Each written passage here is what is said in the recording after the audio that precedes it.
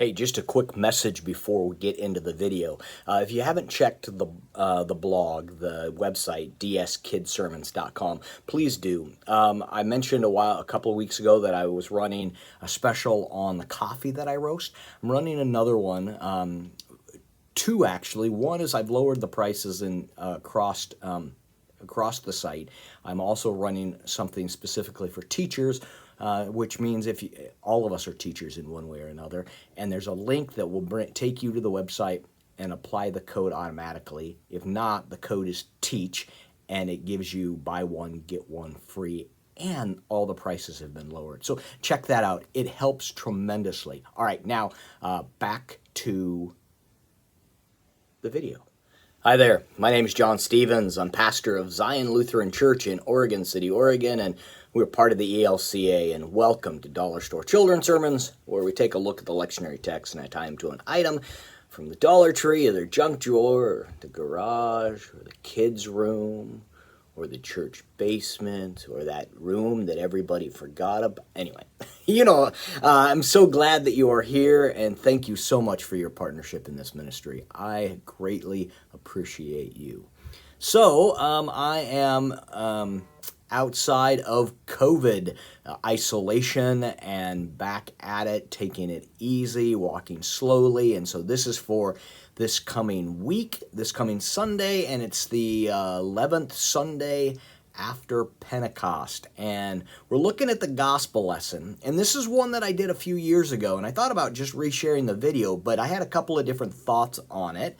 It is a magic trick, and it's one that I've done, like I said, I did a couple of years ago, but I've used it occasionally throughout the years. It's an easy one, and it's one I mentioned before that some of your kids might know, because it's really, if they have any interest or, because there's not everybody, but a lot of kids go through the kind of that 2-week phase where they're like, I want to be a magician, or I want to learn a trick, or I want to do something. This is one that it's like I give out a little handout in magic shows I do, which teach 4 basic magic tricks, and this is one of the ones that I teach. It's the basic, and it's easy, but it's fun, and it's really powerful. It's a great illustration. So what we're doing is we're talking about the gospel lesson about how Jesus sets this woman free from her ailment, and it's to live this life of freedom. And I love the fact that Jesus doesn't, that I was listening to By the Well, and if you have not listened to that podcast, it's worth your time. It's from Australia, and it is very insightful, helpful for me. And they talk about how in this that Luke actually kind of talks about this woman much more than we usually get. One of the criticisms of the Gospels is that a lot of times the person with the, for lack of a better word, disability or ailment or what, they're used as a prop. That's the criticism. Here, Luke actually kind of fills in the edges a little bit more, that we get to see this. And Jesus doesn't say, she's had this for 18 years because she's a sinner, all these kind of things. But there is this being set free to live life fully. And so there's a couple of things. And what I love about this as well, the gospel lesson, the leaders are using the Sabbath law, using the commandment to divide people, to draw the line and divide. And Jesus is all about pulling people together. Jesus is about removing that which divides us and pulls us together. And if that isn't a message for today, and we do have stuff we need to remove that divides us, and Jesus is there to help us to do that.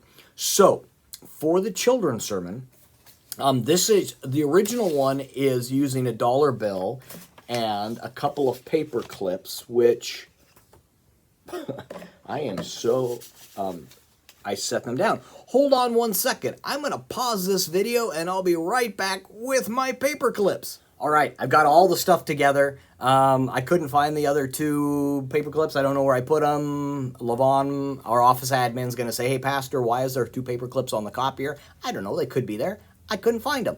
So for this trick, what you need is you need a piece of paper. I take 11 and a half, I take an 8.5 by 11 piece of paper and I cut a strip. Something like this. Usually it's a little thinner, but you just want, so you've got the piece of paper like this. The original trick uses a dollar bill and it works decently, but I just don't like to use the dollar bill because I'm writing on it and things like that. So you've got, but if you wanted to do it impromptu and you had a couple of paper clips and a dollar bill, you could. But for the children's sermon, you got a piece of paper and you need a rubber band, and that rubber band needs to be able to fit over the piece of paper and not bind it up because it needs to fold. It needs some flexibility. So you got the rubber band. And the rubber band's going to be playing the part of the Trinity. Going to be playing the part of Jesus, the Holy Spirit, and God. Something like that. Anyway, so that's going to, but it is. It's going to be playing the part of God holding us closely and keeping us secure. So there's that. And then you've got the two paper clips I mentioned. And the two paper clips are going to, they are going to reference a couple of different things if you want. A couple of different directions for the springboard. So what I do is I take the piece of paper. I've got a second one here that I've written Jesus on. The original one, and a couple of years ago, I used this as being disciples being sent out into the world by Jesus sending us out. So we write Jesus. For today, for this gospel lesson, it's all about, it feels like Jesus is all about pulling us together. Jesus is about removing the lines that divide us. That Jesus is about saying, hey, you know that rule about the Sabbath, that commandment where you've been using it to say, hey, we're not going to take care of you. That doesn't cut the mustard. This is all about living, about being set free, about living your full life. However we want to phrase that. But Jesus is about bringing people together. And so that's that.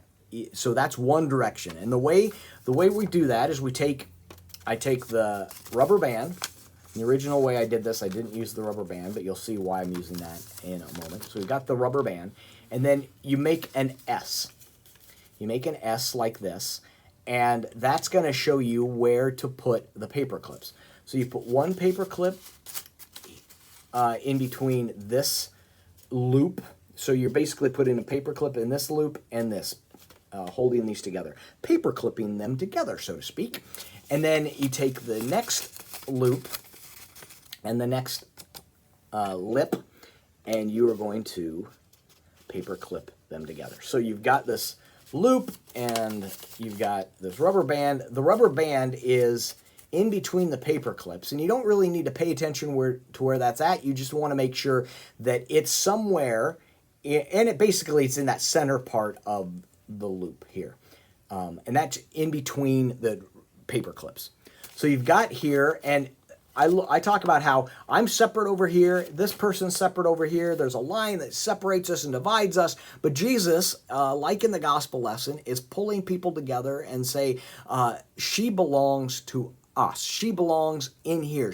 We are connected to one another. She is a daughter of Abraham. I mean, this is high praise. So we've got the paper clips and the rubber bands, and we pull. You're going to take this end and this end, and you're going to pull these like this, and you're going to pull them,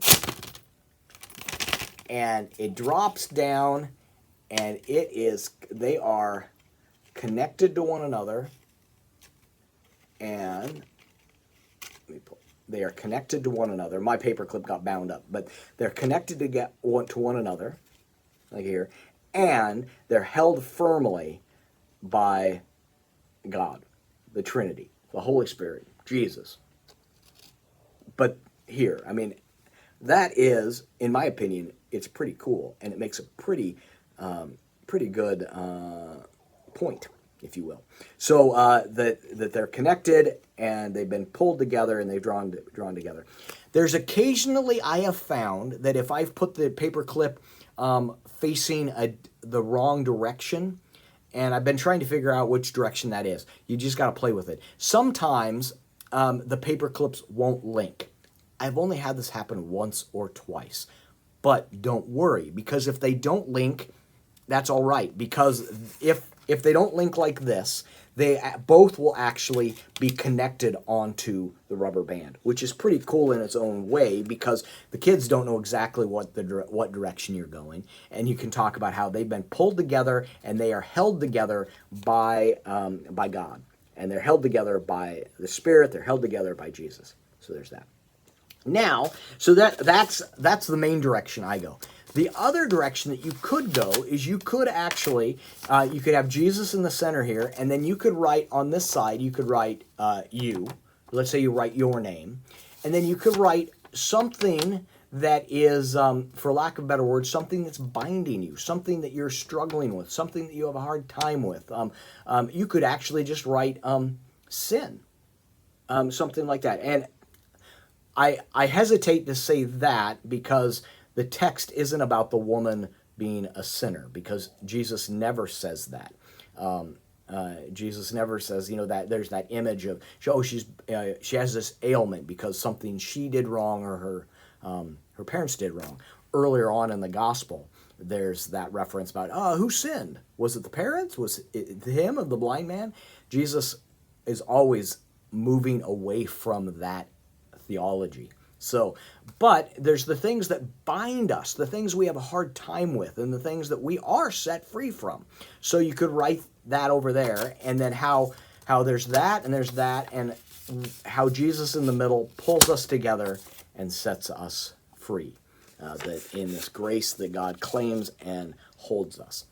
That is a direction you can go. I like the first one about the two people, and about the lines we draw, and about how Jesus is pulling us together.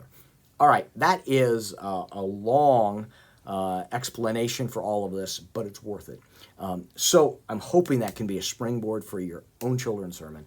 I'm hoping you have fun with it. If you don't use it this Sunday, you can use it at some point, I am sure. So thank you so much for your partnership in this ministry. I appreciate you.